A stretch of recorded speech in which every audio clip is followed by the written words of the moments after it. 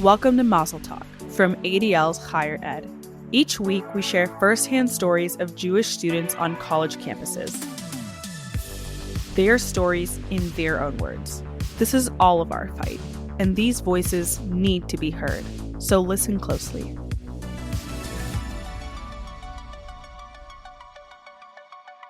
My name is Harrison Romero. I'm a senior at the University of Pittsburgh studying political science and international relations. I grew up in Erie, Pennsylvania, a city with not a big Jewish community. Even in elementary school, the only other Jew in school was my school nurse.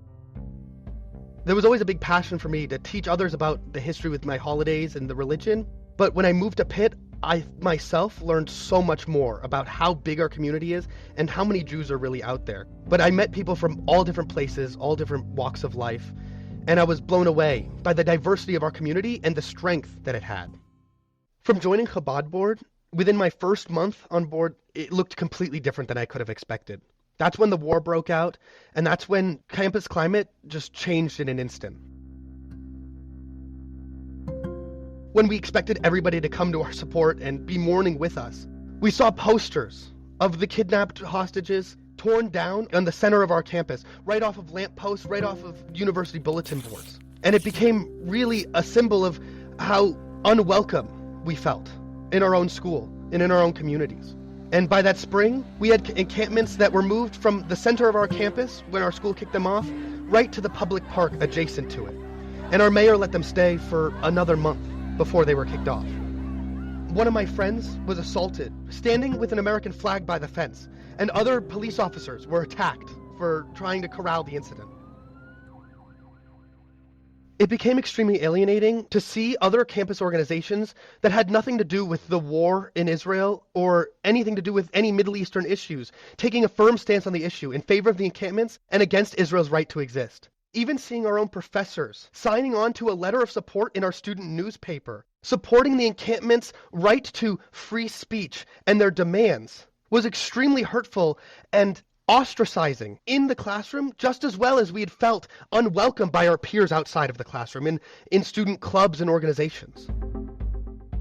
Getting back to school after quite a hectic summer, while I myself was away for it, it was really relieving to see how things had finally calmed down. The protests got smaller, people's attention had turned away from the issues in the Middle East, and finally we could take care of ourselves again. We could focus on getting students to show up for Rosh Hashanah and high holiday services.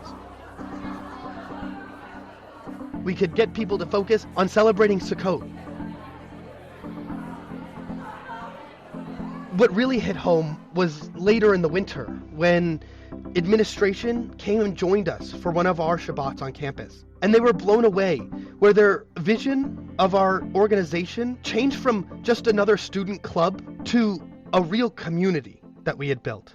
The amazement on their faces sticks with me when they described how our weekly Shabbat dinner with over 200 people there would have been a once in a semester or a once in a school year activity for any other organization on campus. What really stuck with me was how blown away they were at how important this was to our identities and our lives, instead of just a hobby or an activity for us every now and then. This was really something where we all come together every week. Before we have whatever our weekend plans might be, everybody, no matter how religious or observant you may feel, we all come together and we all celebrate Shabbat, light the candles, and enjoy a meal all together.